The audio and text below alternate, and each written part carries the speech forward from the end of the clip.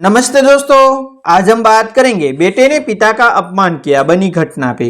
राजस्थान के एक छोटे कस्बे में रहने वाले गोपाल दास चौधरी की जिंदगी हमेशा से सीधी सादी रही। एक वक्त था जब पूरा परिवार उनके इर्द गिर्द घूमता था, पर किस्मत ने एक दिन ऐसा मोड़ लिया कि उनकी धर्मपत्नी बीमार पड़ी और फिर उन्हें हमेशा के लिए छोड़कर चली गई। उस दिन से घर तो वही था, पर घर का अर्थ बदल गया था। गोपाल दास ने अपने बेटे राहुल को अकेले पाला, मेहनत से पढ़ाया, हर सुख दिया। पिता के दिल में एक ही सपना था, बेटा बड़ा बन जाए, खुश रहे, बस यही मेरा जीवन। पर जिंदगी सिर्फ सपनों से नहीं चलती, वक्त भी इंसान की नब्ज जैसे ऐसे मोड़ों पर पकड़ता है जहाँ दिल सबसे ज़्यादा कमज़ोर हो जाता है। राहुल पढ़ लिख कर नौकरी पर लग गया, समय बदलने लगा। घर में पहले जैसी बातें कम, मोबाइल पर स्क्रॉल ज़्यादा, बातें छोटी होने लगी, खामोशियों लंबी। गोपाल दास अपने बेटे की व्यस्तता समझते थे, पर पिता का दिल है, थोड़ा बोल देता, बेटा खाना खा लिया, बेटा बाहर ज़्यादा मत जाओ, सर्दी है, बेटा समय से तो जाओ, सेहत खराब हो जाएगी। और राहुल को लगता पिताजी हर बात में दखल देते हैं, मुझे सांस भी नहीं लेने देते। एक दिन ऑफिस का तनाव, बाहर की परेशानी और अंदर का गुस्सा सब मिलकर उसके सिर पर सवार हो गया। और वही हुआ जो किसी बेटे को अपने पिता से कभी नहीं कहना चाहिए। गोपाल दास ने बस एक छोटी सी बात पूछी थी, राहुल रोज देर क्यों हो रही है, खाना तो समय पर खाया करो। राहुल कट पड़ा, पिताजी आपको हर बात में दखल देना बंद करना होगा, थक गया हूँ मैं, जीना मुश्किल कर दिया है आपने। अगर आपको मेरी ज़िंदगी से इतनी दिक्कत है तो मैं घर छोड़ दीजिए, मैं घर छोड़ दीजिए। ये शब्द किसी तीर से भी ज़्यादा तीखे थे। गोपाल दास के कानों में जैसे घंटियों बज उठी, दिल पर जैसे किसी ने पत्थर रख दिया हो। वो खड़े रहे कुछ देर तक, फिर धीरे से बोले, ठीक है बेटा, अगर बाप का रहना बोझ बन गया है तो चला जाता हूँ, बूढ़ी हड़िया है, कहीं भी गुजर जाएंगी। राहुल को तुरंत एहसास हुआ कि उसने गलत कहा। वो बोला, पिताजी मेरा वो मतलब नहीं था। पर पिता की आत्मा पर लगी चोट इतनी गहरी थी कि शब्द वापस लौट नहीं सकते थे। गोपाल दास ने घर की एक एक चीज को अंतिम बार देखा। वो कमरा जहां उन्होंने पत्नी को आखिरी सांस लेते देखा था, वो दीवार जहां बेटा बचपन में चचाई नापते हुए निशान बनाता था, वो आंगन जहां सुशीला की हंसी गूंजती थी। उन्होंने सिर्फ एक पुराना बैग उठाया, अंदर दो जोड़ी कपड़े रखे और चुपचाप घर की चौखट से बाहर निकल गया। राहुल पीछे पीछे भागा, पिताजी रुकिए, मेरा मतलब। पर गोपाल दास ने नजरें नीचे कर ली, बोले, जिसे पिता की उपस्थिति भारी लगे उसके शब्द कभी हल्के नहीं हो सकते बेटा। और वे निकल गए। कस्बे के बस स्टैंड पर रात गुजर, ठंडी लंबी और दर्द से भरी। सुबह भूख लगी, पर आत्मसम्मान उससे भी बड़ा था। उन्होंने खुद से कहा, गोपाल जिसके हाथों ने हमेशा दाल चावल कमाया वह भिक्षा कभी नहीं मांग सकता।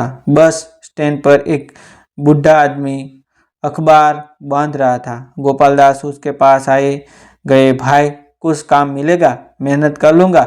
वह आदमी बोला, उम्र क्या है? गोपाल दास मुस्कुराए, इतनी की काम करने की हिम्मत अभी भी बाकी है। अखबार वाले ने अखबारों का बंडल उनके हाथ में रख दिया, बाबा बेच सको तो बेच देना, यही उनकी नई सुबह थी। गोपाल दास ने कस्बे सी गलियों में आवाज लगाई, अखबार अखबार। लोग पहले तो शौक, अरे ये तो चौधरी साहब है, अखबार क्यों बेच रहे? पर गोपाल दास ने सिर ऊंचा रखा, कहते मेहनत करने वाला कभी छोटे काम से छोटा नहीं होता। दिन भर में 60-80 रुपये का हो जाता है। दोपहर में एक सूखी रोटी और नमक से पेट भरते, शाम को बचे हुए ऐसे मंदिर की दान पेटी में डाल देते। किसी ने पूछा, बाबा अपने लिए क्यों नहीं रखते? उन्होंने जवाब दिया, जिस घर में मेरे होने की कीमत कम पड़ गई वहाँ पैसे रख कर क्या करूँ, वहाँ पैसा रख कर क्या करूँ। लोग उनका सम्मान करने लगे, गैर उन्हें अपनाने लगे। चाय वाला कहता, बाबा पैसे मत देना, पर गोपाल दास हमेशा कहते, मुफ्त की चीज दिल की गरीबी बढ़ाती है। भीमपुर के लोग उन्हें अपना आदर्श मानने लगे, हर कोई उनकी इज्जत करता। लेकिन इधर राहुल की हालत दिन ब दिन बिगड़ने लगी। उसे हर पल पिताजी की कमी खलती, उनकी आवाज़, उनकी चीख सब याद आने लगा। लोग ताना मारते, जिस बेटे ने गद्दार पिता को घर से निकाला वो खुश कैसे रह सकता है। राहुल रातों को सो नहीं पाता, सड़कें उंगलता, मंदिरों में ढूंढता, कस्बे कस्बे जाता, पर पिताजी कहीं मिलते ही नहीं। एक दिन सोशल मीडिया पर एक फोटो वायरल हुई।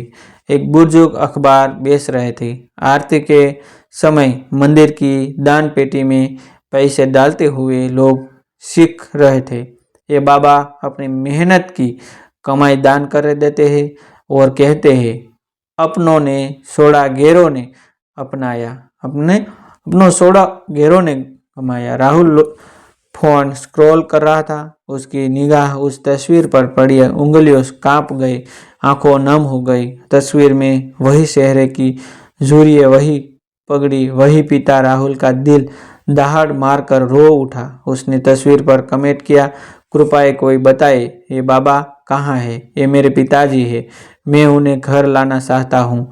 जिसका अंत दिल छू लेने वाला हो और सोशल मीडिया पर वायरल होने लायक प्रभाव छोड़ता है। राहुल ने जैसे ही पिता की वायरल तस्वीर देखी, उसके भीतर मानो कोई ज्वालामुखी कट पड़ा। वह भागता हुआ कस्बे से कस्बे खोजने निकला, हर मंदिर, हर चौक, हर अखबार की दुकान पर बस एक ही सवाल, बाबा गोपाल दास दिखे क्या? लोग पहचानते ही थे, अरे हाँ, वो खुदा बाबा अखबार बेचते हैं, पर दिशा कोई साफ नहीं देता। कभी कहते पूर्व गली, कभी बाजार, कभी स्टेशन। राहुल के पांव सिल गए, सांसें टूटने लगी, पर दिल में एक ही आवाज़, पिताजी मिल गए, बस एक बार माफ़ी मांग लूँ।